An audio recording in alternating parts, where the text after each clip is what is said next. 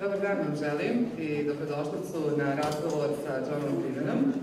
Razgovor će biti na engleskom jeziku i ukoliko vam je potreban prijevod možete uzeti slušalice na našem infodesku. Danas se u ovom terminu družimo sa Johnom FREEMAnom i Amilom Ramović, koje između ostalog povezuje to što su članovi osnivačke direkcije Internacionalnog festivala književnosti Bookstan. John FREEMAN je s nama od prve godine i ja se pitam zbog čega nas toliko voli, s obzirom da ga toliko angažujemo kada dođe u Sarajevo, moderira, promovira vlastita djela, predaje na radionicama i onda još ovako usput pomogne kad ga nešto treće zamolimo i beskrajno smo mu zahvalni na tome.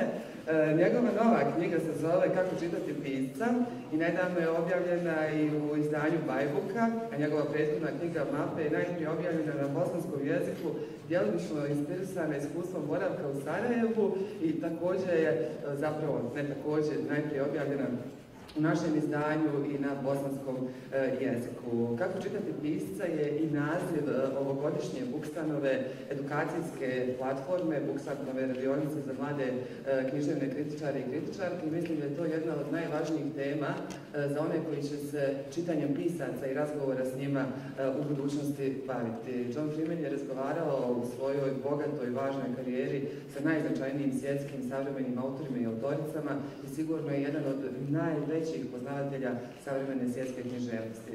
Amila Ramović je muzikologinja i kuratorica, docentnica je na Akademiji likovnih umjetnosti, Akademiji scenskih umjetnosti, a trenutno boravi na likovnim i na muzičkoj akademiji. Bila je dugogodišnja izvršna direktorica Fondacije Arsev i Muzeja savremene umjetnosti Sarajevo i kao što sam rekla, osnivačica je jedna od osnivačica Internacionalnog festivala književnosti Bookstan. Nadam se da ćete uživati u razgovoru. Podsjećam vas da nakon ovog razgovora u našem vrlo intenzivnom programu u 16:30 sati isto na Akademiji imamo sesiju pod našim centralnim okvirom koji se zove Granice ograničenja. Potom u 18 sati je Frank Westerman s kojim će razgovarati Nenad Rizvanović. Onda u 19:30 predstavljamo izdavačku kuću Vrijeme, odnosno Teoledina Avdića, njihovog autora, s kojim će razgovarati Marko Tomaš, a onda u 21 sat na ovom istom mjestu Miljenko Vjerković u razgovoru sa Goršanom Stojanovićem koji će biti moderator. Hvala vam na dolasku, a mi vam konačno i sada.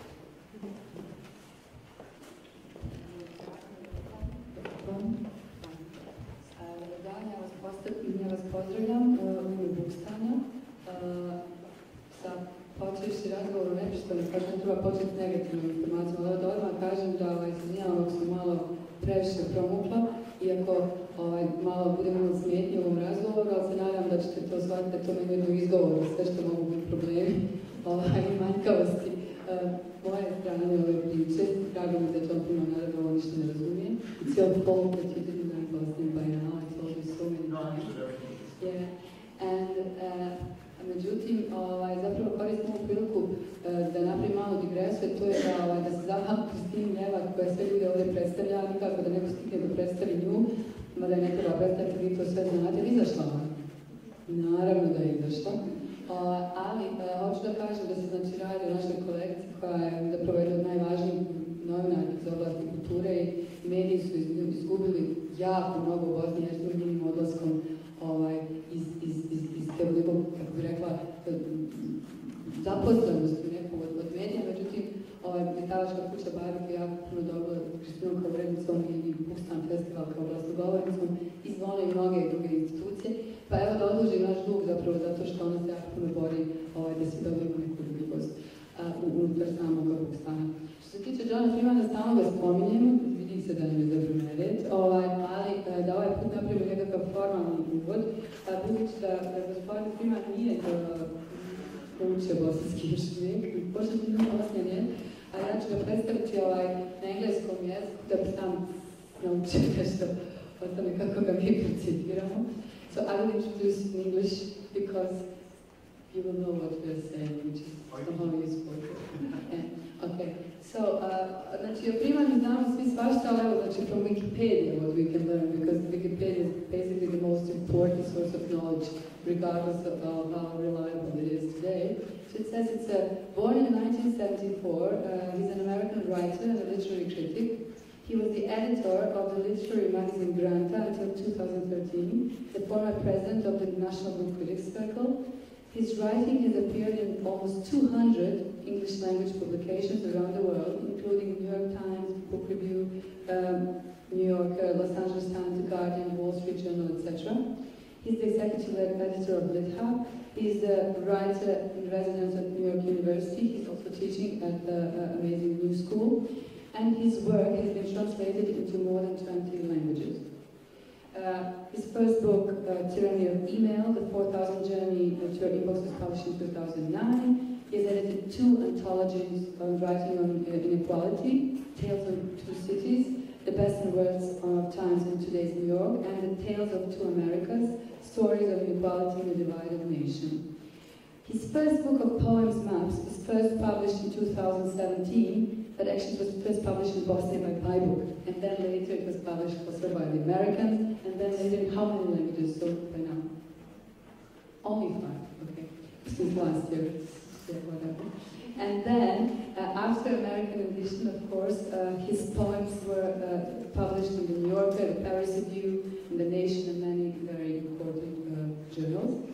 However, his core project in the past couple of years is FREEMAN, that we all know already, a series of anthologies of fiction, non-fiction, and poetry. And explaining his vision for FREEMAN, he said, "I want it to be a home for the long form. I hope it introduces new writers and coaxes great ones to do something other than book-length writing."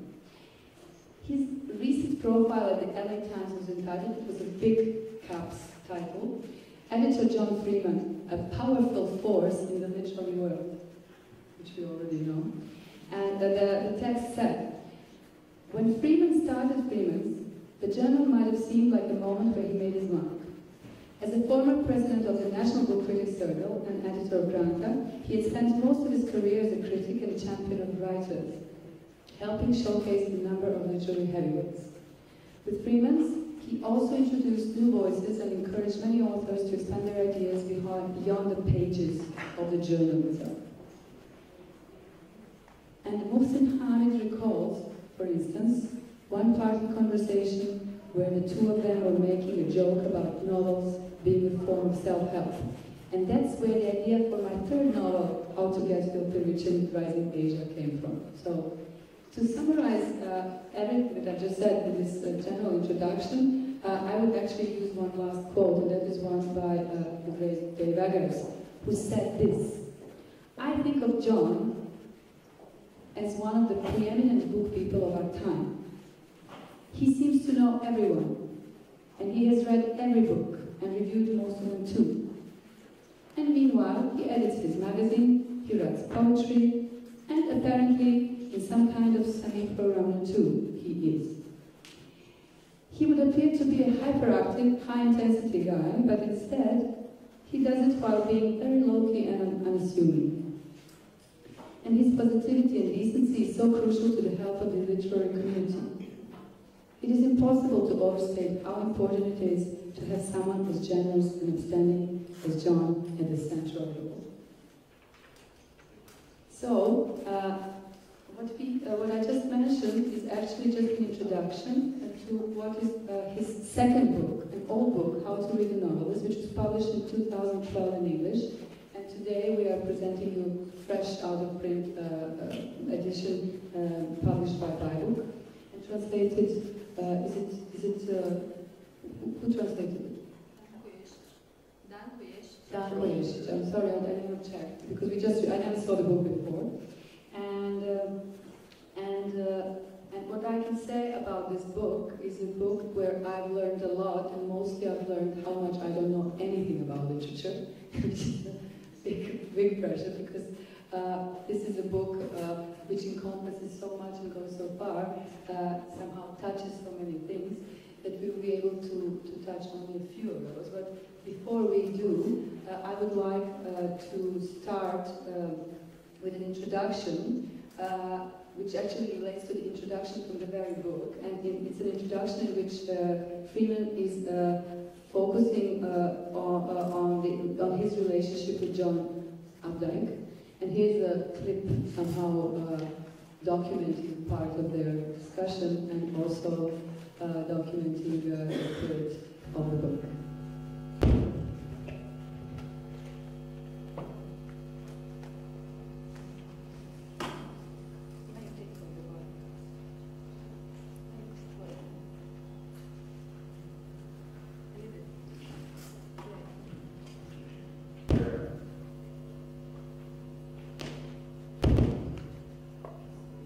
Continue that, and if I was going to continue that, I would like to be there. I might not continue that, at least somewhere where we probably find free, get some free air, grass, sunshine, and so on.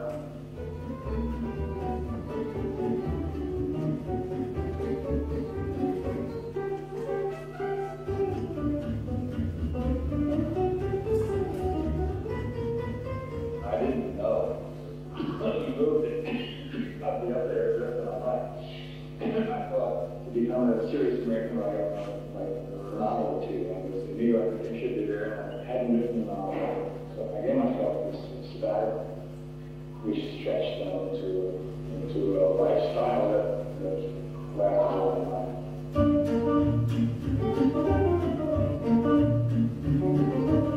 I had this red house in this North Shore town, and after writing a couple short stories, which I took, so I realized I wouldn't start yet.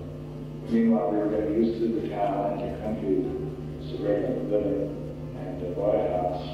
I actually begged to live in a man, so I could feel like I could take a break from trying to write and tell short stories. $1,000, and I was getting $1,000. I don't know, I went a much longer way than it does now, and I felt I'd set up Pennsylvania, Dutchman, and I thought I'd take the money out and write the book, so I wrote that down. From much of 59, much of 1959, and so that was how I wrote that one.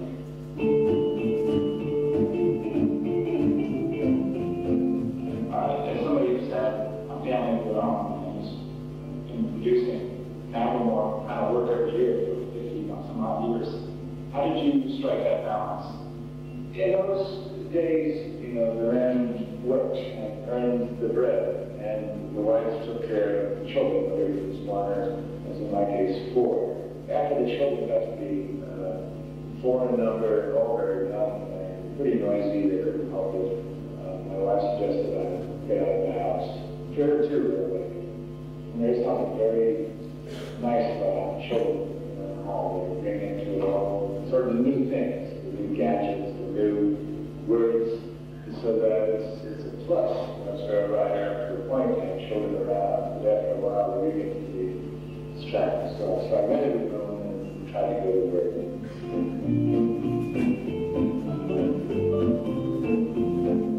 I was figured at a job, and as a marketer, I think I was maybe the last generation that actually tried to enter the literary profession as if it was a trick, and something we did and produced a product that was useful enough to get paid for it.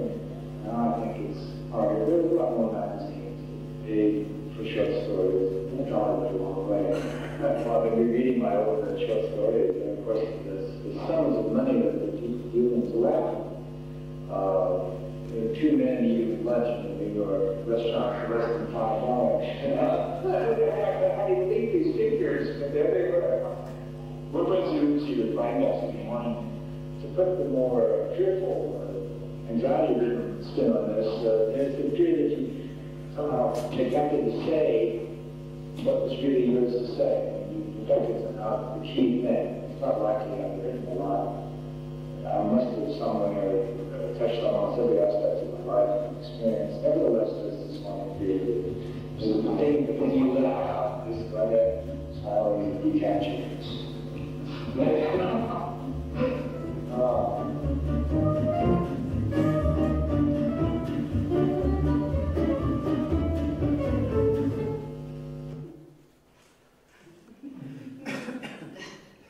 Could you tell us something?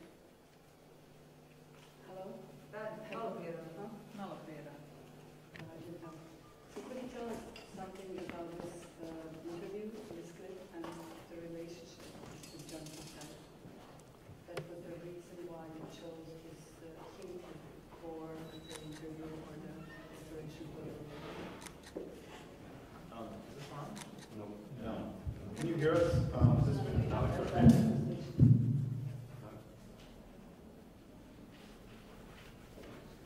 Thank you. That was a very nice pat on the back.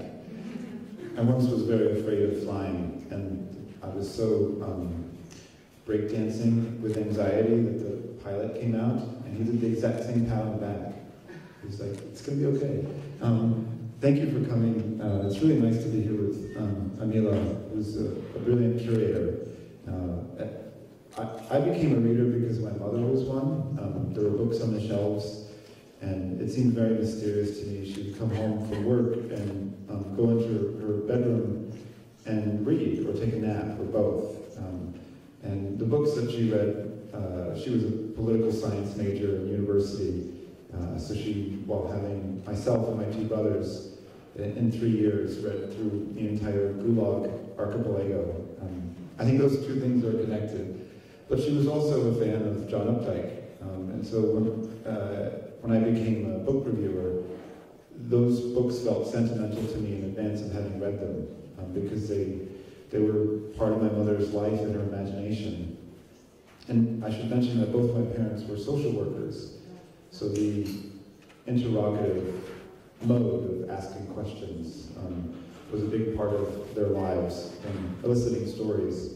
So when I began to interview writers, it made sense to me in all kinds of emotional and also aesthetic ways to talk to John Updike.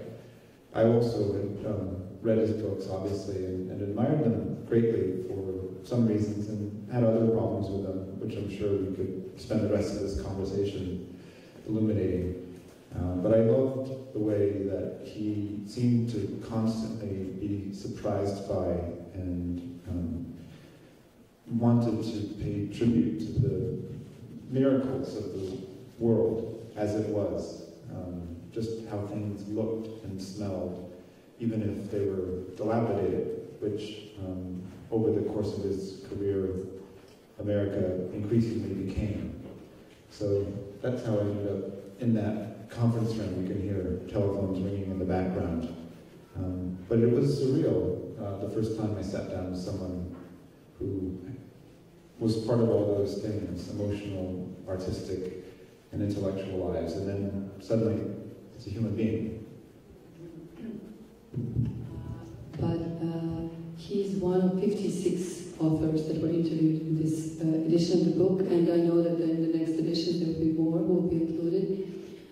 And I know that there's many more who are part of your, let's say, work, interest, and circle, and people that you publish and edit and talk to. How do you decide which authors would be included in such a book? How do you decide what is a successful discussion, what is a successful topic?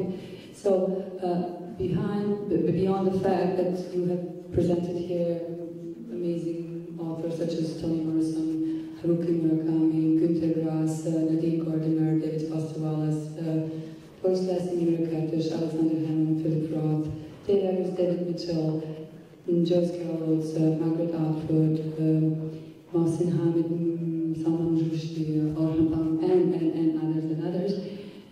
What happens when you actually have to collect a book? I think we'll see as we speak to each other, but some conversations, we've all been to lunch or dinner with someone, and it sometimes feels like you're playing badminton, and the ball, what is the badminton ball called? You all know.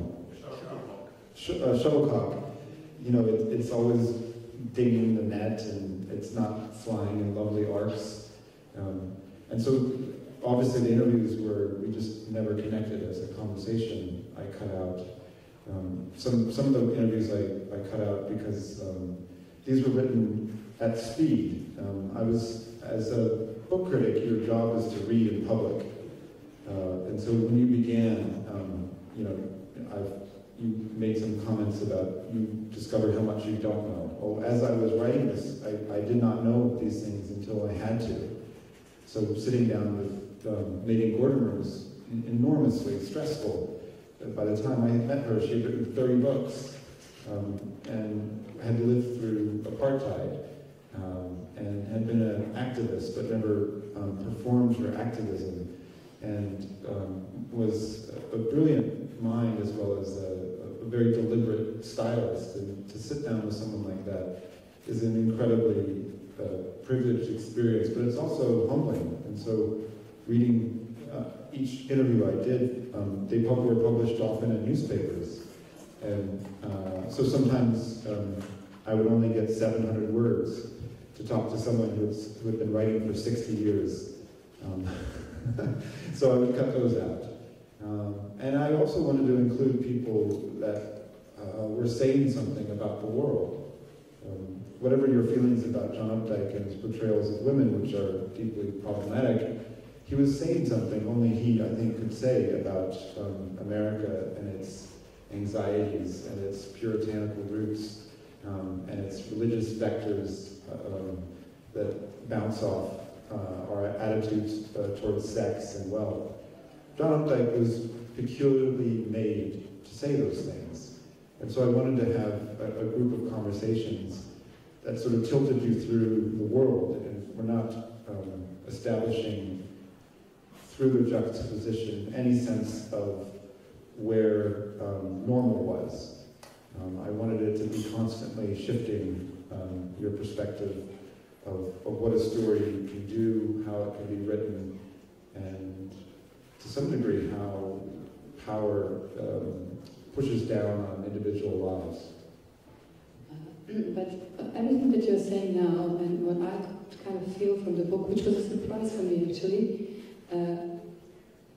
it comes from a fact which is obvious, that when you're writing about these people, when you're talking to them, you do something which I wouldn't actually, I'm surprised from a literary critic, because I would expect you to speak more about the craft, the style, the language, the structure, and somehow your understanding of their work looks very fluid. So you come from a book, but it expands to a person, then expands to their environment, literary or where they live, then it comes further and it then encompasses the world, and you're trying to kind of, let's say, locate it, its coordinate with whatever the world means, and then you bring them back to the person and then back to the work. So somehow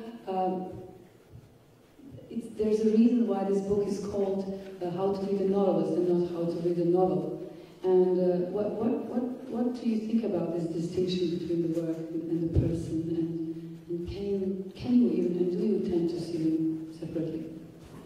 I know the way I was taught in university. I went to a small college in the 1990s when critical theory was required. You never read a book without a tool belt of critical theory strapped to you, and to read a book without it was sort of like climbing a rock face without belay ropes. It was considered irresponsible, and it almost ground the pleasure of reading out of me, having to constantly batter texts with forms of critical theory. Critical theory can be quite useful, and I think it's important, but as I became a journalist, I realized people make books, people read books. And when I read a book I loved, I did that thing which perhaps some of you have done, which is you start flipping to the author's picture, and then you continue to read. And you know, when you reach a moment of almost unsustainable pleasure, you stop and then go back and look at the picture again. And so my theory about what a profile or interview should be would be to somehow draw that picture into sharper focus, not by making an ill-advised attempt to try to draw a line between a work and experience in the author's life, but to put them in the same room, if you will, and try to draw the portrait of the writer that way. And often really you do, and in many occasions you really go deep into the details, and you actually, but the specifics of the writing is that you somehow are able to show very subtle aspects of writers' personalities in the way how they are actually reflected in their books. So you're looking for them in their books. One writer that you're constantly depicting through this bridge between your life's experience and his books is Sasha Hamill, who was such a great person as always is to bring you to us. What is your relationship to Sasha? We're actually curious. How did you meet? What did you do? And can you tell us some secret that we don't know that we can use against him? God, we could be here for another 2 to 3 hours. I first met Sasha as just an everyday kind of civilian reader when his first book was published at a party, and I was so ignorant. This book, by the way, is a chronicle of my own ignorance, trying to read my way out of it. And I think, obviously, we're all born without language, without a sense of nationality, and then we're gradually informed of who we are, what our gender is, what our names are, what the names for plants and things are. And but then you become a professional, or you start to write, and then you're supposed to somehow know everything. And I think it's much more interesting to lead with curiosity. So back to Sasha, I went to his book party, an ignorant, Sacramento-born, raised guy, and we were watching football, of course, or he was watching it over my head. And I knew nothing about Bosnia, so I told him the only thing I could tell him, which was that Vlade Divac was on the Sacramento Kings. And he corrected me that he's not from Bosnia. And that was the end of the conversation. And then I went home and pinched myself with shame. But fast forward a year or two, I got married, and I was on honeymoon in Capri with my then wife, reviewing Nowhere Man. Which is how I was beginning to feel as a 26-year-old married guy, which should have been a bad sign, but I identified with his main character. And sure enough, within a year, my relationship had imploded like a zeppelin over a German airfield. And I found myself single for the first time. And like every New York literary guy, I thought that the wisest way to enjoy my newly single freedoms was to go to a reading of an author whose photograph I liked, because surely that is the best place to advertise one's fleshly wares. As soon as I arrived, I realized this was ridiculous, that I would stand in line like a moron. And as I was in line, I felt someone looking at me, and it was Sasha's agent, and she came over to me, and I had written here's full disclosure, I had written a very bad manuscript of a novel in my 20s about, set in the American NASCAR circuit in the 1970s. And I was so deeply entrenched in New York literary life that as I was sending it off to agents, I was having a dialogue with myself as to whether I'd be comfortable being the NASCAR novelist. And I decided I would be. And it came back very rapidly from agents. One of whom said, John, thanks for this novel, but I'm more of a subway guy. And another one sent me a rather longer and more friendly note, and that was Sasha's agent. And so when she approached me in this signing line, the first thing she asked me was, are you still writing? And I told her that was like asking someone you had broken up with if they were still single. And that's how I met my girlfriend, who was Sasha's agent. So Sasha is a frequent, almost permanent guest in our house. He leaves the table while we're eating and takes a nap. I've been through the birth of all of his children, and sadly, the death of one of them. I'm the goddaughter to one of them, both of them now. And when you were calling my name backstage, you said my whole name, which no one in Sarajevo seems to do, thanks to Sasha, because everyone just calls me Freeman. But the only person who uses my full name is his daughter Ella.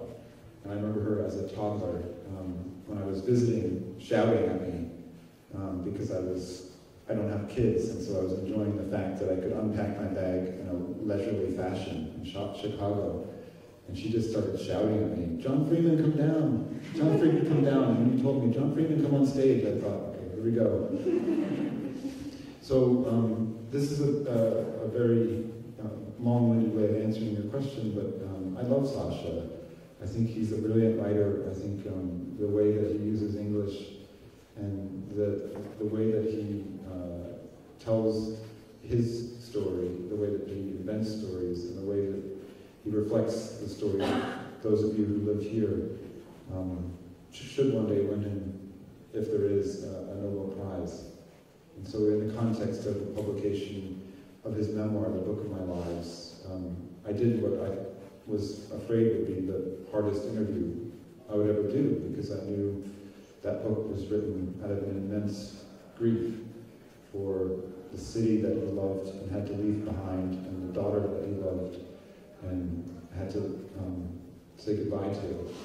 And so writing that piece was, in some ways, something I never wished I would have to do. But Sasha is a very generous person, as all of you know. He gives a lot of himself and his mind and his food and his body. He's always hugging you or slapping stages.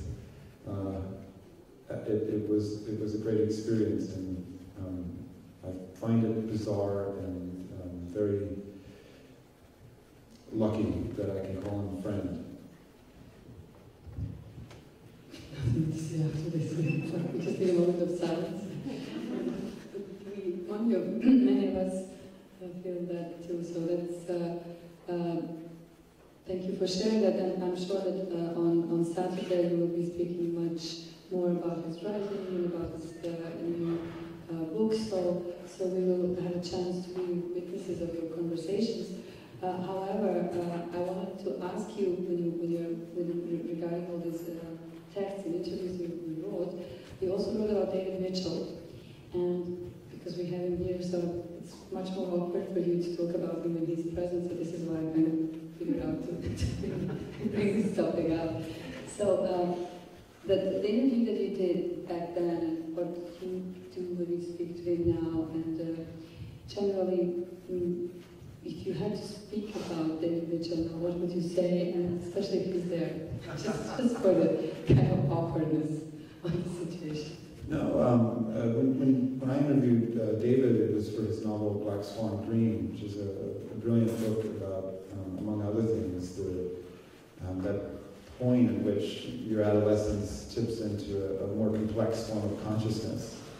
And it was published after the magisterial accordion, that is his great big book, which suddenly the title is escaping me.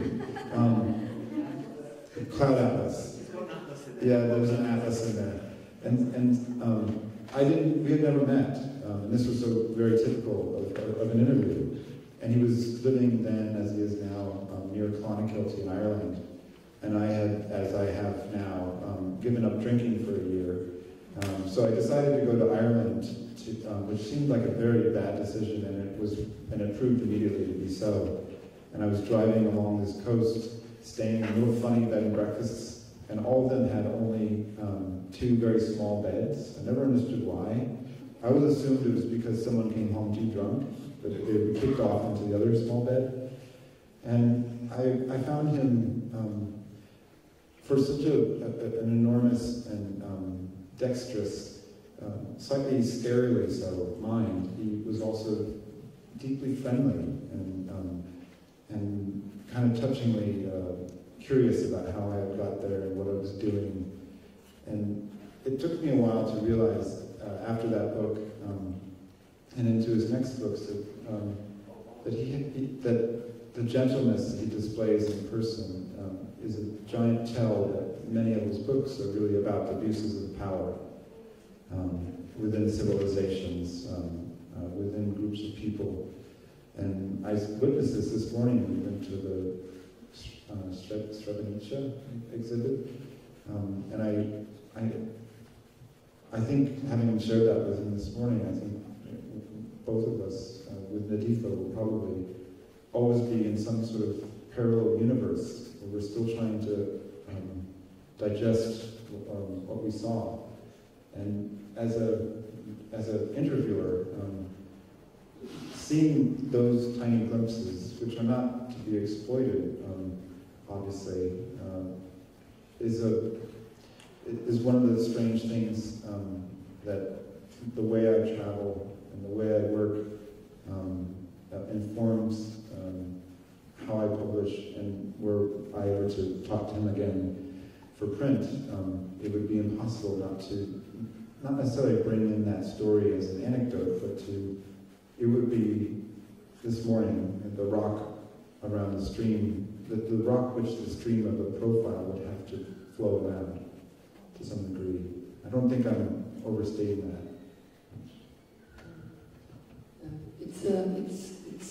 It's kind of I could say clear that from your writing and from your own books, from maps and from here that this is the general sentiment that you radiate in these volumes. But what I also kind of noticed, what was my impression, is that in the way how you assemble these stories, we could see another level of, let's say, this creative process, which is nowadays known as curating, which means a kind of using as material of your own work, other people's works, an idea, and creating a network of ideas which build another consciousness, another organism, another being, which now we go back to nature, but that's what we have to do. But in many ways, I see that you often curate in your work, that you write or that you edit one very important topic, and that is the topic of this conditioned man. You don't give up on going back to the issue. Sometimes not so openly, because in this book officially you don't have an agenda, but you just present some writers.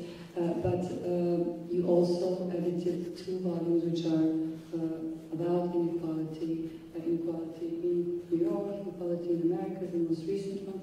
So is it true that you have this kind of vision to take care of this issue? Well, it's very nice of you to say that. You're a curator that works primarily in visual art, and the odd thing about being a literary critic is you're working in the same form with language that the people that you're writing about are using themselves. No one paints a painting to review a painting. No one dances their review, of, let's hope not, of a dance performance. But as a literary critic, you have to use the same tools that the writer is doing. And one of the things that this book is in some ways about is learning how to write. To read the books by David, by Ngugi wa Thiong'o or Toni Morrison or Joyce Carol Oates was an immense education in metaphor and simile, which to me are 2 of the most powerful ethical tools we have to compare something with another thing, or to say that this room is a cathedral of ideas, is a way of connecting you to me, or unlike things to another unlike thing. And in the world in which we live, where so many of our lives are broken down by forms of identity that obviously are important to us, but also often used to separate us, these tools to me are deeply moral. To me, morality is an act of comparative literature in some ways. I experienced this intimately because I was born the way I am, and I have a brother who is schizophrenic, who's been homeless, and I often think, why was that not my fate? And so, traveling in cities, I'm constantly arrested by the fact that the people we passed on our way to the museum this morning, begging, could have been my brother. And so, as I began to write these profiles, and as I developed as a human being, I discovered that simply to write about writers and writing was not enough, that I had to some degree, start curating work into spaces I felt like were not populated enough within American letters. 1 in 8 children in America is on food stamps. These are, like vouchers that you can get and spend at grocery stores. And it's a deeply humiliating experience to pay for your food with a government coupon. And yet many, many Americans do this. The number one cause of bankruptcy in America is catastrophic health care, supposedly the richest country in the world. And these are abominations in a country which spends the kind of money it does on weapons and other things which tend to cause enormous harm to human beings. And as an editor, as a critic, as I was writing this book, I was writing 4 or 5 book reviews a week for 10 years. I've probably written 1,000 book reviews.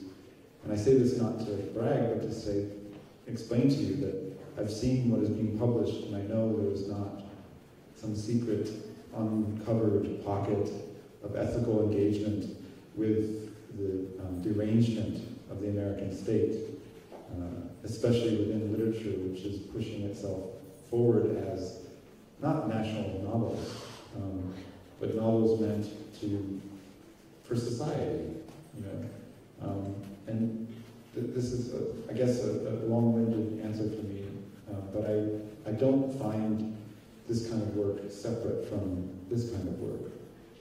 And I've been lucky enough to speak to people, some of whom, did not necessarily have a choice. When your body is pushed down upon hard enough by a state, or an experience, or a war, a story is formed sometimes. And many of the writers I spoke to for that book, whether it was Gunter Grass or Millian or Nadine Gordimer or Sasha, had that experience.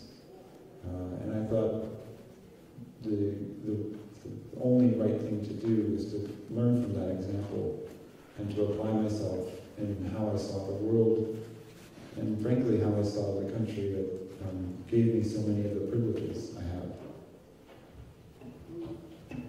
So, in continuation to that, if I compare these two experiences, for example, from visual arts, first of all, it's not true that there are no good criticism of arts through arts, because one of my favorite pieces is Erase the Kooning by Rauschenberg, who literally devoted the Kooning just to erase it and exhibit it, so it was great. But recently I had a discussion with Braća Dmitrijević, who is the greatest Bosnian international conceptual artist, who's, let's say, pure conceptualist, kind of old school from the 60s, 70s. And we were talking about this need to intervene in the public sphere. And he said eventually, yes, now all art needs to be engaged, because he also feels this urgency, and I feel it, and I believe that we kind of feel it, that we are at the front line, we are, that there's no more, we're just going, we say this fight chest to chest, which means one against the other, and we fight for each individual. We fight them not to cross to the dark side, whichever the reasons for that are. But I somehow think that being ethical when it comes to being an artist is not a new thing. I believe that the essence of every artistic decision is an ethical decision, because when an artist decides to do something which is radical, which is controversial, which is not playing for the taste of the audience, and the audience always expects something that they already like, because they have their acquired taste and they don't like to go outside of their taste. So anything that is new is already problematic. So every time when an artist makes a different thing, a provocative thing, regardless if she's a composer, a writer, or a painter, they're making a decision which is beyond this kind of aesthetic decision. It's an ethical decision. It's a feeling of urgency to make something in a certain way because this is the right way, not because this is maybe the popular way. So, do you believe that there is a kind of this ethical value in this, let's say, artistic creation?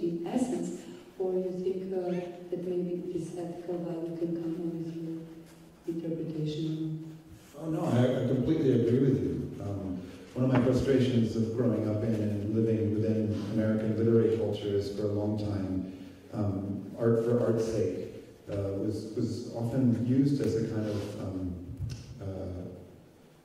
camouflage or fig leaf for a reactionary politics. And to me, I think whenever you take whatever mysterious filtration process that real life and stories do when they encounter an artistic sensibility and turn it into a made thing, that is going to have an ethical component. And the surprise that you experience from reading, say, Svetlana Alexievich, and how she collages stories of the experience of growing up in post-Soviet Russia, or the experience of women who fought in World War II coming home, or Herta Müller, and the way that she has taken a chisel to language to show how something used against you can then be denatured and turned into something new. To use those writers as models, when writers like that take what's inside them and project it outwards, it is ethical because it's a way of returning human life to human scale. We live, I think, within narrative fields. A nation is a story. A tribe is a form of a story. A family is a story. A religion is a very big story. Advertising tells us stories about ourselves and asks us to believe them or to tell them back to ourselves.